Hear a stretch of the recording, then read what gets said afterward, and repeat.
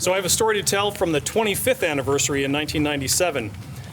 Dean Jim McDonough at the time was working with the president. I was a junior faculty member who had just come from industry with some administrative experience, and he was pressing me, asking me if I might consider being dean someday. I didn't really want to address that at the time because I always looking for good people, always looking for good people. And my final answer was, Jim, if you come back for the 50th anniversary, I'll be dean. And then I added, to be cheeky, if you're still alive. Well, I'm alive. Which is the good and thing. I'm here. And we've made it to the 50th anniversary. Right. I came from industry. My first gig here was as an adjunct faculty member, and what I remember most is the non-traditional first-generation students in those evening classes. They brought a very rich life experience to the class, and it was always a mix of, traditional 18 to 22-year-old college students with adult learners, and the environment back and forth and the conversations we had were just amazing. So that's certainly what attracted me to teaching in the first place, and especially UC Claremont. Well, I was a faculty member in Clifton.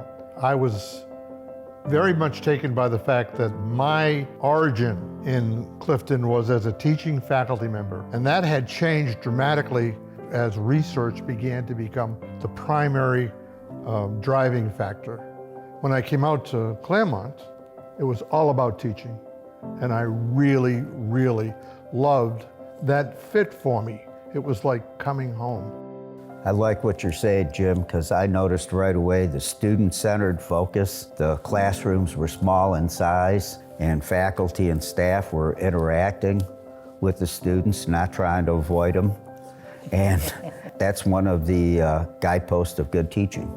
I'd say the same thing. I came more from the private sector for a good while, not from the educational side, and it just struck me there's a family here, that the faculty and the students do a lot of things together. That really impressed me, as well as the community out here were big supporters of the school. I had been in several different kinds of institutions, private and public, 2- and 4-year, so I wasn't shocked at the situation and the teaching focus. But I also was struck by the fact that everybody I met, they were very, very outward-going, very friendly.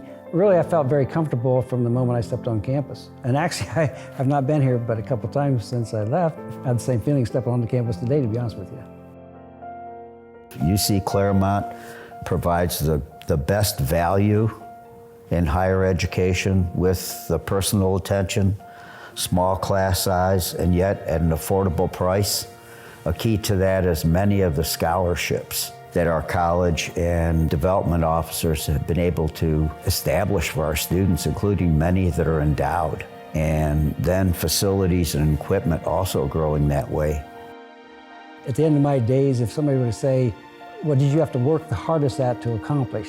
And I would say that that's the Student Activity Center. I went up to Clifton one day, and here's this big bubble building, and I thought, what is that? So I looked inside, and it was this temporary quarters while they were restoring and renovating the student union. I knew that it was going to come down, or they were going to not need it anymore at some point.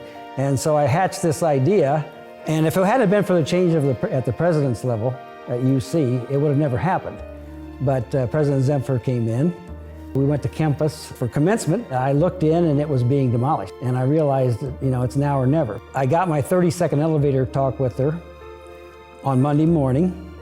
I got a call from the lead business officer at Clifton who said, "You're going to get your damn bubble." The things I remember is I had the privilege of working with Jim and then with David moving into the Snyder building, and we were almost at capacity. Thanks to working with those guys over the early 2000s, we were able to build 4 structures, EDU, STU, Westwood, and Activity Center, to accommodate that growth, which was just phenomenal at that time, both traditional and non-traditional. With the big rise in enrollment, you had to provide the bodies to teach those folks, and so I had an opportunity to hire a lot of faculty at that point, and we got great people, a wide variety of good teachers. We have, to this day, great things taking place in the classrooms. I'm in awe of what some of my colleagues are doing with face-to-face and online instruction. and the students are the ones that benefit from their efforts. In 2016, we made some decisions to start moving courses and programs online, and we actually set a goal of having 30% of our programs online by the end of 2022, which seemed like a very aggressive goal in 2016. When the pandemic hit, our faculty were ready to deliver really high-quality online courses.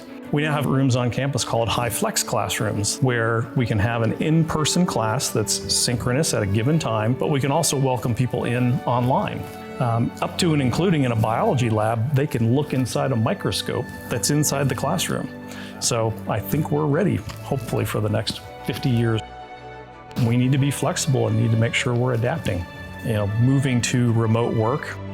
When we had the first meeting to talk about the pandemic, it was in March of 2020, and I remember walking into that meeting with a little bit of a bad attitude. And I said, well, if anybody wants to work remote, I think they're going to need a doctor's note. An hour and a half later, at the end of that meeting, after talking to the medical professionals, talking to our technology team, we decided by 5 p.m. on Monday, we're going to be remote, and we need to make sure everybody has the tools they need to get the job done. And now we're in that environment. If you had asked me if that would have even been possible that we could be productive in that type of environment even a few years ago, I would have said, no, that's just not possible. We have to be together. But we now have students in 41 states and 6 countries. I think that is a really, game-changing opportunity to really improve the diversity profile of the college and to really have our students that are online and in person through those high flex classrooms have a totally new experience. And certainly as we look, maybe not the next 50 years, next 5 to 7, I think there's going to be continued innovations in technology. We are really seriously considering a laptop initiative where every student would be issued a mobile device, and the computer labs would be a complete thing of the past. And fixed computers like we have in the library and other places on campus, would not be necessary, because mobile devices would really, augment that.